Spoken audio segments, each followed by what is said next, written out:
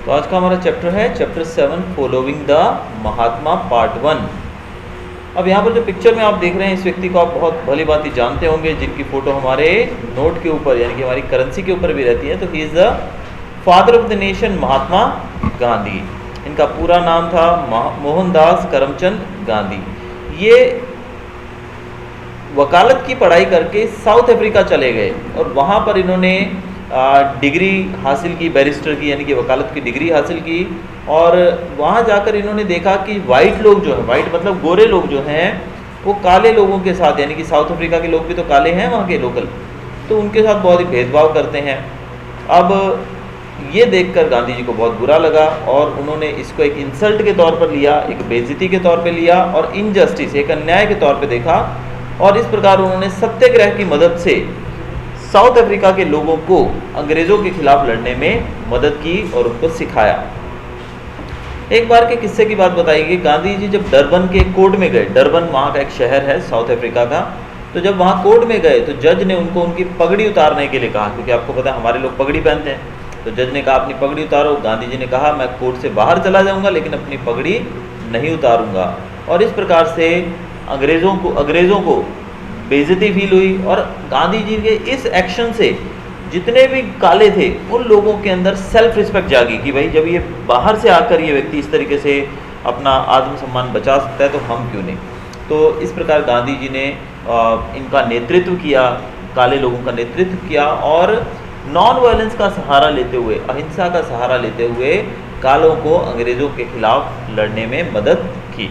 तो यहाँ पर मोहनदास करमचंद गांधी के बारे में कुछ डिटेल दी गई। उनका जन्म कहाँ हुआ था, कब हुआ था, उनकी माँ का नाम क्या था, उनकी पत्नी का नाम था कस्तूरबा, उनके स्पिरिचुअल मेंटर जो थे, उनके गुरु जो थे श्रीमद रामचंद्र, और उनके पॉलिटिकल मेंटर यानी कि पॉलिटिकल गुरु जो थे वो थे गोपाल कृष्ण गोखले। इन्होंने एक ऑटोबायोग्राफी लिखी है जिसका नाम है the story of my experience with truth. इनकी मृत्यु 30 जनवरी 1948 को हुई थी और इनकी समाधि जो है राजघाट में बनाई गई दिल्ली में। यहाँ पर आप देख सकते हैं तो founders of the Natal Indian Congress Durban South Africa.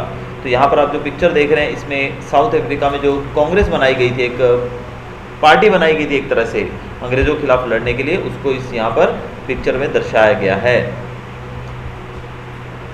अब यहाँ पर अंग्रेज़ों के खिलाफ अपनी लड़ाई लड़ते हुए गांधी जी सफल रहे और जल्द ही अंग्रेज़ों को वहाँ पर मुँह की खानी पड़ी, यानी कि अंग्रेज़ वहाँ से हार गए, यानी कि उनको जो ये भेदभाव था वो बंद करना पड़ा। इसके बाद गांधी जी जो थे वो 1915 में भारत लौटे जब उनकी उम्र 46 ईयर्स की थी, यानी कि 46 साल की उम्र में वो भारत आए।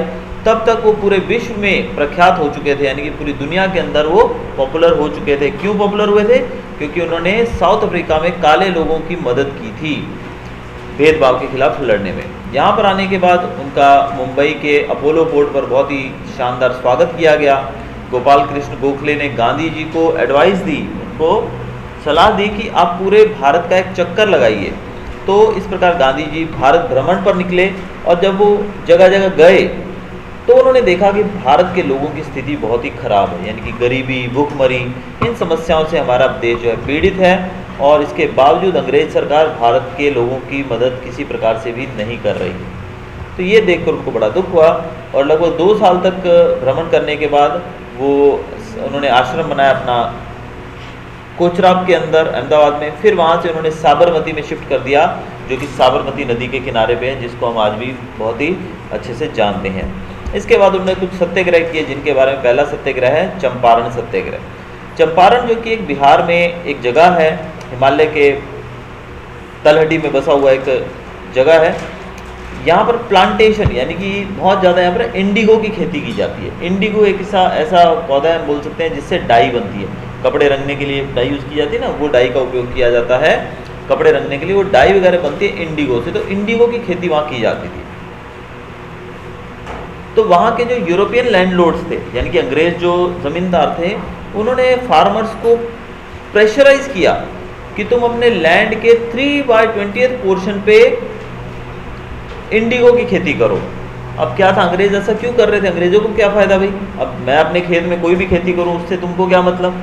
लेकिन अंग्रेज यहाँ पर रूल कर रहे थे और अगर अंग्रेजों को डाई बनाने के लिए इंडिगो चाहिए था, वो चाहते थे कि भारत में ही उनको इंडिगो ज़्यादा से ज़्यादा मिल जाए। सस्ते दाम पे मिलेगा, क्योंकि वो हमारे ऊपर रूल कर रहे थे, तो सस्ते दाम पे। इस प्रकार से वो ज़बरदस्ती हमारे लोगों को वहाँ पे इंडिगो उगाने के लिए बोलते थे और कम दाम पे उनसे खरीद लेते थे। चलो उगाए तो ठीक है, लेकिन अच्छा दाम मिले तो उगाए भी आदमी, और कम दाम पे खरीदते थे। उसी दौरान उनको एक रिक्वेस्ट आई राजकुमार शुक्ला के द्वारा। उन्होंने गांधी जी से रिक्वेस्ट की कि आप इस मुद्दे के ऊपर थोड़ा नज़र डालिए, प्रकाश डालिए। But before the inquiry could start he was given the order by the magistrate of Champaran to leave the district with immediate effect. लेकिन जब गांधी जी वहाँ पहुँचे और कुछ इंक्वायरी करते, कुछ छानबीन करते, पड़ताल करते, उससे पहले ही अंग्रेज मजिस्ट्रेट यानी कि जो कोर्ट का जज रहता है उसने इनको ऑर्डर दे दिया कि तुम चंपारण डिस्ट्रिक्ट छोड़कर फटाफट चले जाओ। लेकिन गांधी जी ने इसको नहीं माना और गांधी जी ने वहाँ के लोगों की समस्याओं की एक लिस्ट बनाई और उसको अंग्रेज सरकार के सामने रखा। गांधी जी वहाँ पर चंपारण में एक छोटा सा गांव था जिसका नाम था मोतीहारी, वो मोतीहारी विलेज में रुके और इस अंग्रेजों की इस करतूत के खिलाफ उन्होंने आवाज़ उठाई। और ये जो चंपारण सत्याग्रह था, यानी कि इन्होंने जो लोगों की मदद के लिए यहाँ पर जो सत्याग्रह किया, इसको इंडिगो सत्याग्रह भी कहा जाता है, क्योंकि इसका जो मेन मुद्दा था वो इंडिगो की खेती ही थी। ठीक है, तो इस तरीके से इसको पूरे देश के लोगों ने इसमें सपोर्ट किया और अंत में अंग्रेज़ों को पीछे हटना पड़ा। एक और सत्याग्रह जो 1917 से 1918 के बीच में चलाया गया था वो खेड़ा सत्याग्रह था। खेड़ा सत्याग्रह 1917 के साल की बात है, गुजरात में, खेड़ा डिस्ट्रिक्ट गुजरात के अंदर है। अंग्रेज़ों ने टैक्स बढ़ा दिया। अब एक्चुअल में क्या हुआ था, बहुत ज़्यादा बारिश हो गई, बारिश ज़्यादा हुई तो फसल बर्बाद हो गई, किसानों की टोटल फसल जो थी वो बर्बाद हो चुकी थी। लेकिन अंग्रेज़ सरकार ने, जब ऐसी कुछ घटना होती है, आपको पता है, जब नेचुरली किसी वजह से फसल ख़राब हो जाए तो सरकार जो है वो लोगों का जो कर्ज है या लोगों का जो टैक्स है वो माफ़ कर देती है। लेकिन अंग्रेज़ सरकार ने इसको माफ़ करने की बजाय क्या किया, उन्होंने इसको और ज़्यादा बढ़ा दिया। क्या किया, और ज़्यादा बढ़ा दिया। तो गांधी जी की लीडरशिप में फार्मर्स ने प्रोटेस्ट शुरू किया, सत्याग्रह शुरू किया। गांधी जी ने फार्मर से कहा कि तुम लोग बिल्कुल भी टैक्स नहीं भरोगे। सरदार वल्लभ भाई पटेल जो थे उस समय खेड़ा सत्याग्रह के द्वारा ही वो भी लाइमलाइट में आए, यानी कि उन्होंने भी सत्याग्रह के अंदर एंट्रेंस मारा पहली बार, यानी कि उनकी एंट्री इसी से हुई थी, खेड़ा सत्याग्रह। अब तक वो पिक्चर में नहीं थे, लेकिन जब खेड़ा सत्याग्रह हुआ तब सरदार वल्लभ भाई पटेल ने भी अपनी वकालत, वो लॉयर थे ना, वकील थे, उन्होंने अपनी वकालत छोड़ दी और गांधी जी को ज्वाइन कर लिया। गांधी जी ने कलेक्टर को एक लेटर लिखा और उसमें बताया कि जो गरीब फार्मर्स हैं ये टैक्स नहीं भर सकते हैं, तो जो टैक्स भर सकते हैं, अमीर जो हैं उनसे तुम टैक्स ले लो, लेकिन गरीब जो हैं उनसे टैक्स मत लो। तो अंत में कलेक्टर ने इस चीज़ को मान लिया और इस तरीके से खेड़ा सत्याग्रह जो था वो सक्सेसफुल हो गया। तो इस प्रकार वल्लभ भाई पटेल जो थे उनकी एंट्री हुई भारत की आज़ादी के मूवमेंट के अंदर। आगे हम देखेंगे रॉलेट एक्ट के बारे में और रॉलेट सत्याग्रह। अब अंग्रेज जो थे वर्ल्ड वॉर 1 में वो जीत चुके थे, विश्व युद्ध हुआ था ना 1, उसमें वो जीत गए थे अंग्रेज लोग। अंग्रेजों ने रॉलेट एक्ट बनाया। क्या बनाया, रॉलेट एक्ट बनाया। कि रॉलेट एक्ट बनाने का जो मुद्दा था, बनाने का जो रीज़न था वो ये था कि लोगों की आज़ादी को छीना जा सके। इसके अंतर्गत क्या था पता है, पुलिस किसी को भी कभी भी पकड़ के जेल में डाल सकती है। अब तुम सोचो कि तुम यहाँ से क्लास में पढ़ने के बाद स्कूल में घर लौट रहे हो और रास्ते में पुलिस तुमको उठाकर जेल में डाल दे, तुम्हारे घर पे पता भी ना हो, कोई तुम्हारा गुनाह भी ना हो, तुमको भी ना पता हो कि तुमने क्या किया है, ऐसे तुमको उठा के जेल में डाल दे, अच्छी बात है? बिल्कुल नहीं। तो रॉलेट एक्ट जो बनाया गया था वो इसी तरह का एक एक्ट था जिसके मुताबिक अंग्रेज सरकार कभी भी किसी भी नेता को, किसी भी भारत के आदमी को उठाकर जेल में डाल सकती है बिना किसी वारंट के, बिना किसी रीजन के, और कब तक भी वहाँ पे रख सकती है उसकी मर्जी। अब एक्चुअल में तो ये बहुत ही गलत बात हुई भारतीय लोगों के साथ। अंग्रेज ऐसा क्यों करना चाहते थे, ताकि वो भारतीय लोगों को दबा सकें, यानी कि जहाँ जहाँ पर अंग्रेजों का राज था वहाँ पर वो लोगों को दबा सकें। तो ये रॉलेट एक्ट बनाकर उन्होंने भारत भेजा।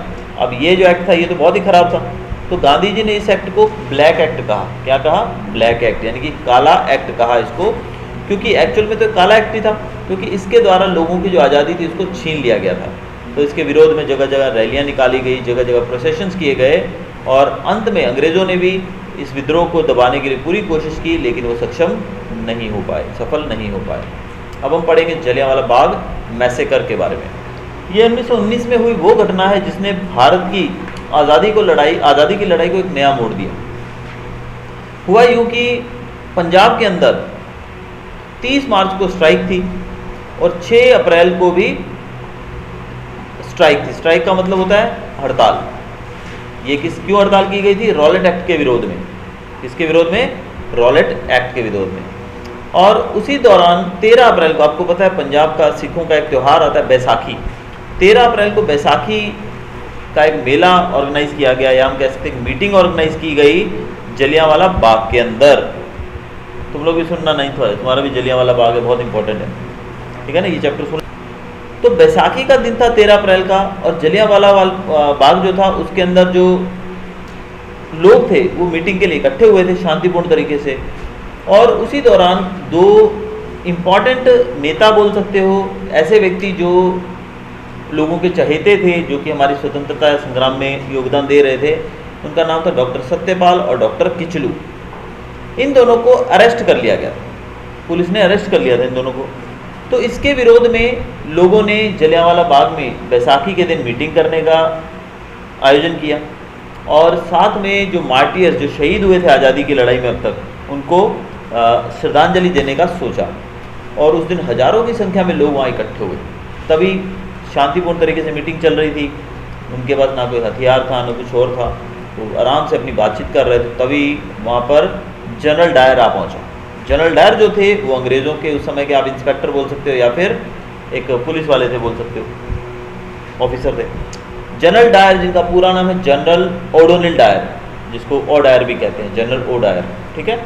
अब ये ओडोनिल डायर जो थे ये पहुँचे। अब जब अगर आपने अमृतसर देखा हो, जो जलियांवाला बाग अगर आपने देखा हो, देखा है आप लोगों ने? नहीं देखा है। तो जलियांवाला बाग के अंदर जाने का और आने का एक ही रास्ता है, और वो रास्ता कितना चौड़ा है पता है? ये अपना रूम तो बहुत बड़ा है, यानी कि लगभग इस रूम से आधी जगह होगी, इतना का रास्ता है, समझोगे, इतना रास्ता है जाने का। एक दरवाजे से थोड़ा ज़्यादा, इससे थोड़ा और ज़्यादा ले लो, 6 फुट जगह है, 5-6 फुट। अब इतनी जगह थी सिर्फ जाने आने की। अब सोचो इसमें से कितने लोग जाएंगे और कितने आएंगे, बहुत सकरा रास्ता हुआ ना, छोटा। अब जनरल डायर वहाँ आकर उसने उस रास्ते को कवर कर लिया, ब्लॉक कर दिया, और अपने सिपाहियों को ऑर्डर दिया फायर करने,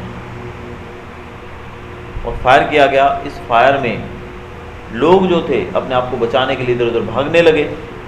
बहुत सारे लोगों ने कुएं में छलांग लगा दी, वहाँ पर कुएं थे 1-2, उन कुएं में छलांग लगा दी।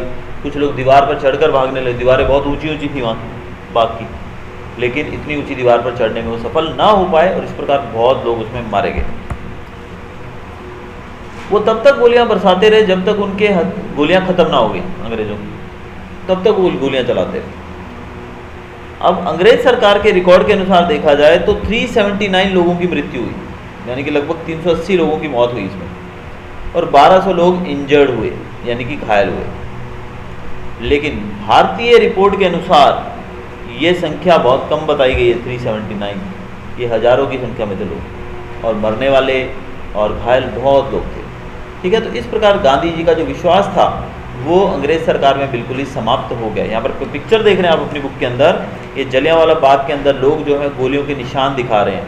आज भी अगर आप जलियांवाला बाग जाते हो ना, तो ये निशान गोलियों के आज भी हैं वहाँ। अगर आज भी आप जाओगे ना, वहाँ पे निशान, ये दीवार इतनी बड़ी नहीं बची है, ज़्यादातर दीवार गिर चुकी है समय के साथ, लेकिन जितनी दीवार भी बची है ना, उसके ऊपर गोलियों के निशान है, जो उनको वाइट चौक से या वाइट चूने से उसको हाईलाइट किया गया कि यहाँ पर गोली लगी। तो गोलियों के निशान आज भी वहाँ पर हैं। तो इस प्रकार अंग्रेज सरकार के अंदर जो विश्वास था गांधी जी का कि चलो बातचीत से सब ठीक हो जाएगा, वो टूट गया। अभी इसी के विरोध में जो रविंद्रनाथ टैगोर थे, उन्होंने नाइटहुड अवार्ड जो उनको दिया गया था, रविंद्रनाथ टैगोर को अंग्रेज सरकार के द्वारा एक अवार्ड दिया गया था जिसको कहा जाता है नाइटहुड ऑनर, उन्होंने उस अवार्ड को वापस लौटा दिया। इसी तरीके से गांधी जी को भी एक अवार्ड दिया गया था केसर हिंद का, उन्होंने वो भी वापस लौटा दिया, ठीक है। इसके बाद हम पढ़ेंगे अब खिलाफत मूवमेंट के बारे में। वर्ल्ड वॉर 1 के अंदर अंग्रेज जीत गए थे, लेकिन उस समय तुर्की जो एक कंट्री है, आपने सुना होगा इसका नाम तुर्की, तुर्की जो था वो अंग्रेजों के खिलाफ लड़ रहा था, जर्मनी की सपोर्ट में लड़ रहा था तुर्की।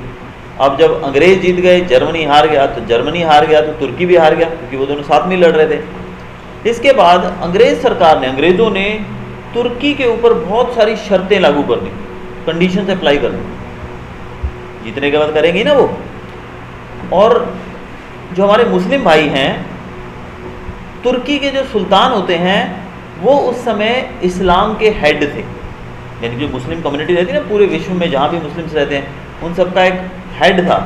वो हेड जो थे वो कौन थे उस समय? तुर्की के सुल्तान। तुर्की के सुल्तान इस्लामिक हेड थे उस समय। अब जब बहुत सारी रिस्ट्रिक्शंस उनके ऊपर लागू कर दी गई तो इससे मुस्लिम लोगों को अपनी बेइज्जती फील हुई। अब आपका जो गुरु है या आपका जो भी भगवान है जिसको आप मानते हो, हिंदू हो, आप जो भी भगवान को मानते हो, मुस्लिम जो भगवान को मानते हैं, सिख जो भगवान को मानते हैं, ईसाई जो भगवान को मानते हैं, अगर उनके खिलाफ कुछ बोला जाए, उनकी बेइज्जती की जाए, उनका कुछ ऐसी उनके लिए किया जाए तो क्या हमको गुस्सा नहीं आएगा, बुरा नहीं लगेगा? लगे। वैसे ही जब खलीफा जो थे, खलीफा मतलब मुस्लिम के हेड जो थे, जो तुर्की के सुल्तान थे वो खलीफा कहलाते थे, मुस्लिम हेड थे, उनके ऊपर बहुत सारी बंदिशें लगा दी गई। तो इसको मुस्लिम्स ने अपना एक बेइज्जती के तौर पे लिया और उन्होंने इसके खिलाफ एक मूवमेंट शुरू किया जिसको नाम दिया गया खिलाफत मूवमेंट। खिलाफत खलीफा से ही बना है, खलीफा उसी से वर्ड बना है खिलाफत। इसके अंदर भारत में रहने वाले दो भाई जिनका नाम था मौलाना शौकत अली और मौलाना मोहम्मद अली, इन दोनों ने इसको शुरू करने में मदद की थी। गांधी जी ने भी इसको सपोर्ट करने का ठाना और कांग्रेस को कहा कि सब लोग मिलके इनकी सपोर्ट करो मुस्लिम भाइयों की, क्योंकि उस समय में आज़ादी के लिए हिंदू मुस्लिम एकता बहुत ज़रूरी थी। जैसे कि आपने बंग भंग मूवमेंट में भी देखा था, बंगाल जो पार्ट हुआ था उस समय भी किस प्रकार से हिंदू मुस्लिम जो थे उन्होंने मिलकर वापस हमारे बंगाल को एक कर दिया। तो इस प्रकार ये मूवमेंट चलाया गया जिसमें हिंदू मुस्लिम यूनिटी का एक बड़ा ही अनोखा उदाहरण पेश किया गया अंग्रेज़ों के सामने। अगला जो हम पढ़ेंगे वो आएगा नॉन कोऑपरेशन मूवमेंट। अब अंग्रेज जो थे वो किसी भी कीमत पर भारत नहीं छोड़ना चाहते थे, लेकिन हमारे जो लोग थे, अब पहले तो हमें क्या चाहिए था? सेल्फ रूल चाहिए था। हम सोच रहे थे कि भले हम अंग्रेजों के अंडर में ले, लेकिन हमारा देश हम चलाएं। अब तुम्हारा घर मेरा है लेकिन उसमें रह तुम रहे हो, तो तुम तो भाड़े वाले हुए ना, किराएदार हुए। लेकिन अगर तुम्हारा घर है और तुम ही रह रहे हो तो मालिक हुए तुम, ठीक है ना। अब अंग्रेज जो थे, पहले हमने यही सोचा कि हमारा घर, भले रूल हम पे अंग्रेज करें लेकिन हमारे देश को हम चलाएं, हमारी समस्याओं को हम देखें। लेकिन फिर धीरे धीरे हमें रियलाइज़ हुआ कि ये तो बिल्कुल भी ठीक नहीं है। तो फिर हमने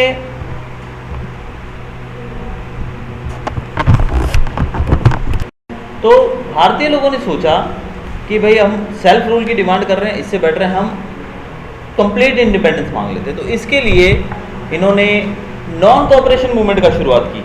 नॉन कोऑपरेशन मूवमेंट जैसे कि नाम से पता लग रहा है, नॉन कोऑपरेशन यानी कि किसी के साथ कोऑपरेट ना करना। कोऑपरेट ना करना मतलब कि कोई भी चीज़ जो वो हमें दे रहे हैं वो नहीं लो, जो चीज़ हम चाहते हैं वो करो, उनको कोऑपरेट मत करो। तो इसके एवज में भारतीय जो लोग थे इन्होंने सरकारी नौकरियां छोड़ दी। स्कूल कॉलेज जो थे ना, जहाँ पे सरकारी कॉलेज स्कूल थे, वहाँ से उन्होंने एडमिशन बंद कर दिया, छोड़ दी पढ़ाई वहाँ से।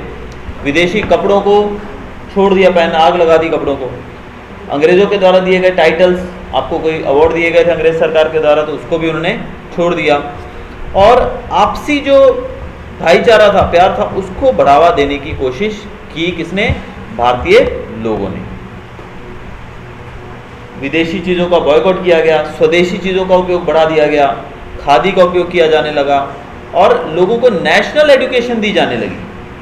अब एक्चुअल में तो ऐसा था कि एकदम से इतना करना पॉसिबल नहीं था, लेकिन फिर भी कई जगहों पर नेशनल स्कूल्स खोले गए, काफ़ी संख्या में स्कूल बनाए गए। गांधी जी ने भी इस मूवमेंट को शुरू किया। स्टार्टिंग में उन्होंने अपना केसरे हिंद नामक जो टाइटल था वापस कर दिया, जैसे मैंने बताया। रविंद्रनाथ टैगोर ने भी अपना टाइटल वापस किया। इसके अलावा बड़े बड़े जो नेता थे उन लोगों ने अपना जो भी बिजनेस काम वो करते थे, कोई एडवोकेट था, कोई कुछ था, वो सब छोड़ के वो अंग्रेज़ों के खिलाफ लड़ने में लग पड़े। महात्मा गांधी जो थे, ऐसा एक मूवमेंट हुआ जिसमें उत्तर प्रदेश के चौरी चौरा नामक जगह जो थी, वहाँ पर पुलिस स्टेशन जो था उसमें लोगों ने आग लगा दी। हुआ यूँ, गोरखपुर डिस्ट्रिक्ट जो उत्तर प्रदेश के अंदर है, वहाँ पर चौरी चौरा में लोगों ने, भीड़ आई और भीड़ ने, पुलिस वाले जो थे, पुलिस वाले पहले गोलियां चला रहे थे लेकिन उनकी गोलियां खत्म हो गई। पुलिस वाले जाके पुलिस स्टेशन में छुप गए। लोगों ने जाकर उस पुलिस स्टेशन को आग लगा दी। इसमें काफ़ी सारे जो पुलिस वाले थे वो जिंदा जला दिए गए। इसमें गांधी जी जो थे उनको बड़ा दुख लगा, तो इसलिए गांधी जी ने, क्योंकि गांधी जी का नॉन वायलेंस को मानते थे, भाई अंग्रेज भले हमको मारे लेकिन हमें नहीं मारना, ये गांधी जी का रूल था। लेकिन एट द एंड इंसान है, हमारे अंदर भी संयम जो है वो एक लिमिट तक है। तो ऐसे में जब गोलियां ख़त्म हुई फिर वो भागकर छुप गए पुलिस स्टेशन में, तो लोगों ने पुलिस स्टेशन को आग लगा दी और इस प्रकार गांधी जी को काफ़ी धक्का लगा और उन्होंने इस मूवमेंट को वापस ले लिया। तो इस प्रकार नॉन कोऑपरेशन मूवमेंट जो था वो खारिज कर दिया गया, उसको छोड़ दिया गया। इसके बाद हम पढ़ेंगे साइमन कमीशन के बारे में। साइमन कमीशन क्या था?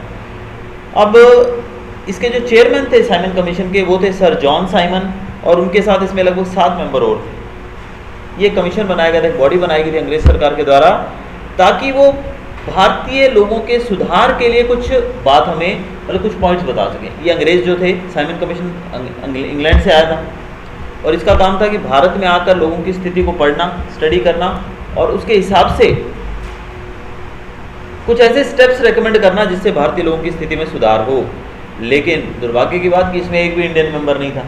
जब इंडिया में स्टडी करने आ रहे हो इंडियन कंडीशन को, तो उसमें हमारे लोग तो होने चाहिए ना, हमारा एक भी मेंबर नहीं था। तो इस तरीके से हमारे लोगों को लगा कि ये मजाक कर रहे हैं हमारे साथ। तो इसीलिए जब ये साइमन जो था वो भारत आया, तुरंत इसका विरोध शुरू हो गया और साइमन गो बैक के नारे लगाए जाने लगे। साइमन गो बैक के नारे लगाए जाने लगे। आगे हम पढ़ेंगे बारडोली सत्याग्रह के बारे में। बारडोली सत्याग्रह जो था उसमें क्या हुआ था कि फार्मर्स जो थे उनका जो रेवेन्यू था ना, टैक्स बोलते हैं जिसको, टैक्स को 22% बढ़ा दिया गया। अभी देखो पेट्रोल का रेट 100 के करीब हो गया, तो कितनी परेशानी हो रही है हमको। तो सडनली जो टैक्स था वो 22% बढ़ा दिया गया, यानी कि आज तुम अगर 1 रुपया टैक्स दे रहे हो तो कल 22 रुपये देना पड़ेगा, यानी कि 1 से 22 तक पहुँचना बहुत ज़्यादा हो गया ना। तो ऐसे में बारडोली के जो लोग थे उन्होंने पटेल से बात की, सरदार पटेल से। तो सरदार पटेल ने उनकी मदद करने का आश्वासन दिया और एक मूवमेंट चलाया जिसको कहा जाता है बारडोली सत्याग्रह। अब इसमें हुआ क्या था, अंग्रेज़ों को जब वो टैक्स वसूलने आते थे ना अंग्रेज़ों के जो लोग, तो ये लोग जो हमारे सरदार पटेल थे इन्होंने लोगों को बता रखा था कि जब भी कोई टैक्स मांगने आए तो हर एक गांव में समझा रखा था कि कोई भी टैक्स नहीं देगा। तो क्या करते थे पता है लोग, उसमें एक नया सिस्टम उन्होंने शुरू किया था कि जब भी दूर से अंग्रेज़ों की गाड़ी आती दिखाई देती थी दूर से, क्योंकि गांव में तो दूर से पता लग जाता है, अभी ऐसी भीड़ भाड़ थोड़ी होती है। तो एक आदमी पेड़ के ऊपर चढ़कर देखता रहता था, ड्यूटी लगा देते थे। जैसे ही अंग्रेज़ों की गाड़ी दिखेगी ना तो वो ढोल बजाना शुरू कर देगा थोड़ा सा, और ढोल सुनते ही सब लोग अपने अपने घरों को ताला लगा के छुप जाए, बाहर से ताला लगा के। अंग्रेज़ जब आते हैं तो वो देखते कि इस गाँव में तो कोई है ही नहीं, तो वो चुपचाप खाली हाथ वापस चले जाते। तो इस तरीके से काफ़ी समय तक ये चला और अंत में अंग्रेज़ों को अपना निर्णय वापस लेना पड़ा और हमें इस टैक्स से छुटकारा मिल गया। उसके बाद इन्होंने सरदार पटेल और गांधी जी ये लोग पुणे गए, समथिंग बातचीत हुई अंग्रेज़ों के साथ, और उस बातचीत में फिर उन्होंने बोला कि आप टैक्स उतना रखो जितना ज़रूरी है, 22% लोगों तो नहीं चलेगा ना। फिर टैक्स को एक मर्यादित जो लिमिट थी उस पर रखा गया और उसके हिसाब से टैक्स पे किया गया। आगे हम पढ़ेंगे नेहरू रिपोर्ट के बारे में, ये 9th में भी है आपके। नेहरू रिपोर्ट क्या थी?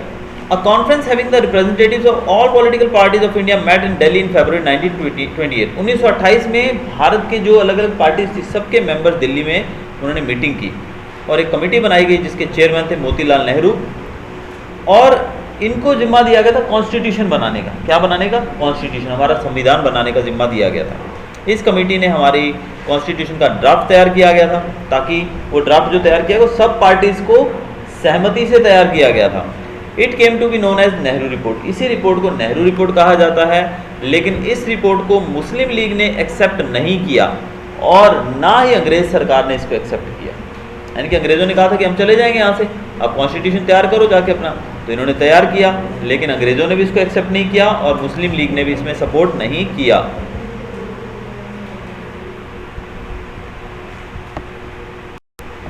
Resolution of complete freedom. अब जैसे कि मैंने बताया कंप्लीट फ्रीडम मतलब पूर्ण स्वराज्य।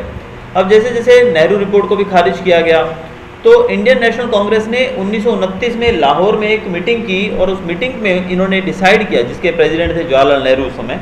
इस मीटिंग में इन्होंने एक पूर्ण स्वराज का एक नारा दिया और पूर्ण स्वराज का जो बिल है वो पास किया। अब तक हम क्या बोल रहे थे?